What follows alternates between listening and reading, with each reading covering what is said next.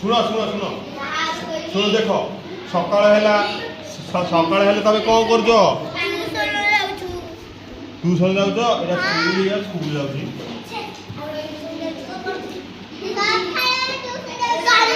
নাই নাই নাই সকাল হেলে তুমি ব্যায়াম করছো ব্যায়াম রাতি হেলা কଣ করছ শোচ ইয়ে সকাল ইয়ে দর্শন সূর্য পুরা উড়ি যাচ্ছি ইଏ ଯେତେବେଳେ କାମ କରୁଛନ୍ତି ତମେ ତ ଶୁଣିବ ହେଲା ଆଉ ଆ ଭିତରେ କିଏ ଭାସିବ କିଏ ବୁଡ଼ିବ କହିଲ ହେ ରୁହ ରୁହ ଆରେ ଶୁଣ ଶୁଣ ଶୁଣ ଶୁଣ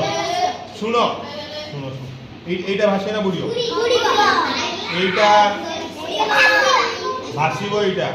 এইটা এটাই ভাসিব এইটা এইটা এটা বুড়ি যাব এটা কোনটা এইটা এটা ভাসিব না বুড়িও এইটা হ্যাঁ এটা ছুঁচি এটা এটা ভাসিব না বুড়িও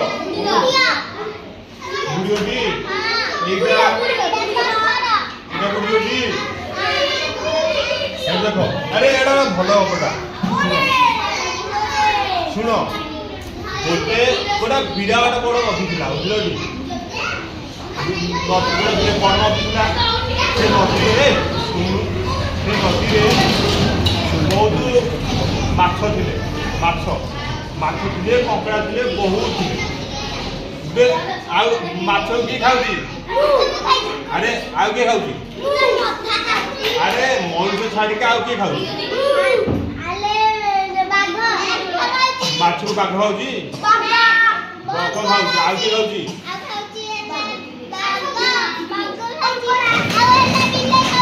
ଆଉ କିଏ ଖାଉଛି ଆଉ କିଏ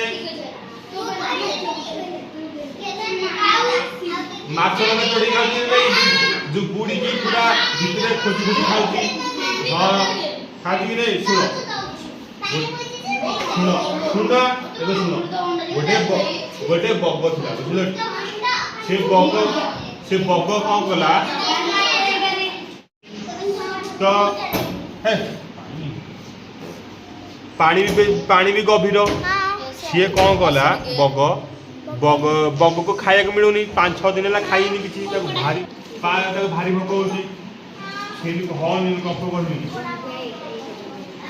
ବଗ କଣ କଲା ଗୋଟେ ଉପାୟ ବାଞ୍ଚିଲା ସିଏ କଣ କଲା ଶୁଣ ବଗ କଣ କଲା ଗୋଟେ ଉପାୟ ବାଞ୍ଚିଲା ସିଏ ଆସିକି ପୋଖରୀ ଥରେ ଆସିକି ଗୋଟେ ତୁଳସୀ ମାଳ ପକେଇ ଦେଇକି କାନ୍ଦିଲା କରିକି ଆଉ ସିଏ ତୁଳସୀ ମାଳ ବେକରେ ଅଛି ଚିତ୍ର ଦେଖାଯାଉନି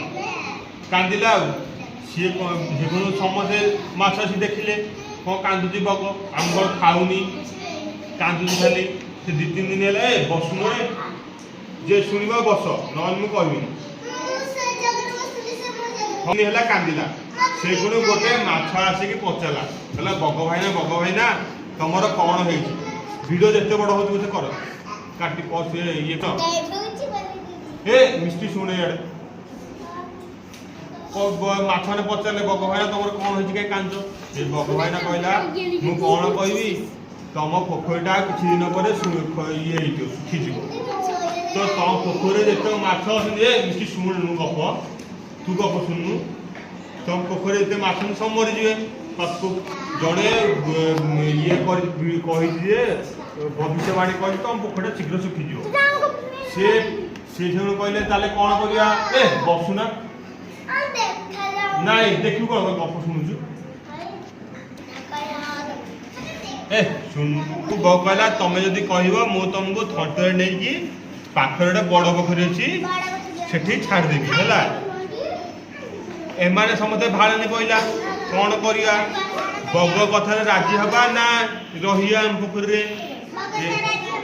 ସେମାନେ କହିଲେ ରାଜି ହବା ସେ ପୁଣି ବଗ କଣ କଲା ଗୋଟିଏ କରି ନେଇକି ଗଲା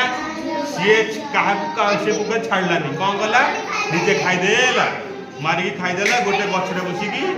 ମାରିକି ଖାଇଲା ବଗ ସବୁ ମାଛକୁ ବଗକୁ ମାଗଣାରେ ମାଛ ମିଳିଲା ସେ ପୋଖରୀରୁ ମାଛ ଉଠେଇଲା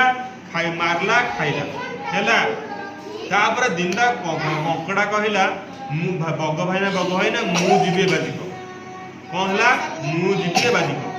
ତମେ କେତେ ମାଛ ଆରମ୍ଭ କରିକି ତମେ କେତେ ମାଛ ନେଲଣି? ମୁଁ ଏବେ ଏବେ ବାଜିବ ମୋ ପାଳି, ମୁଁ ଯିବି, ମୁଁ ଫାଷ୍ଟ ଯିବି, ତାପରେ ସେମାନେ ଯିବେ। ଆଉ ବଗ ସେଗୁলো କ'ଣ କଲା, ସେ ଯୋଉ ଗଛରେ ବସେଇ ସେ ଗଛରେ ନେଇକି ବସିଲା। ସେ କଙ୍କଡ଼ା ଦେଖିଲା, ଆରେ ହେ ଇଏ ତ କାହାକୁ ନେଇକି ଛାଡୁନି ବୋଧେ, ତଳେ ତ କ'ଣ କେତେ ମାଛ କଣ୍ଟା ପଡ଼ିଛି, ବୁଝିଲଟି? ଇଏ ବୋଧେ ସମସ୍ତଙ୍କୁ ମାରିକି ଖାଉଛି, ଆଉ ନେଇକି ଛାଡ଼ିବାକୁ କହିକି ମାରିକି ଖାଉଛି ଗୋଟା ଗୋଟେ ପରେ। ଆଉ କଙ୍କଡ଼ା ସେଗୁলো କ'ଣ କଲା, ବଗର ତଣ୍ଟିକୁ ଧରିଲା, ଆଉ କହିଲା ସତ କଥା କହ, ନହେଲେ ତ ତଣ୍ଟିକି ଦିଖଣ୍ଡ କରିବୁ। କଙ୍କଡ଼ା କ'ଣ କଲା, ତା ଟାଙ୍କରେ ସେଇଠି ପୁରା ଧାରୁଆ ଟାଙ୍କ ସେ ତା ବଗର ତଣ୍ଟି ପୁରା କାଟିକି ମାରିଦେଇଗଲା। ସେଇଠୁ ଆସିକି ତା ନିଜ ପୋଖରୀ ଗଲା। ସମସ୍ତେ ଠକଟା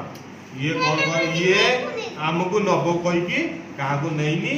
ସମସ୍ତଙ୍କୁ ନେଇକି ମାରିକି ଖାଇଦେ ହେଲା।